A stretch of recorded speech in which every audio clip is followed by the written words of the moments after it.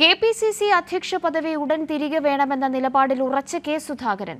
തന്നെ മാറ്റാൻ ബോധപൂർവം ശ്രമമുണ്ടെന്നും കെ സുധാകരൻ. നേതൃത്വമാറ്റമെങ്കിൽ വി.ഡി. സതീശനും പദവി ഒഴിയണമെന്നും സുധാകരൻ ഹൈക്കമാൻഡിനെ അറിയിച്ചു. പാർലമെന്റ് തെരഞ്ഞെടുപ്പ് കഴിഞ്ഞിട്ടും പദവി തിരിച്ചു നൽകുന്നില്ല. തെരഞ്ഞെടുപ്പ് അവലോകനം നടത്താൻ ചേർന്ന നേതൃയോഗത്തിൽ പദവി ഏറ്റെടുക്കാനെത്തിയ സുധാകരനെ നേതൃത്വം തഴഞ്ഞു.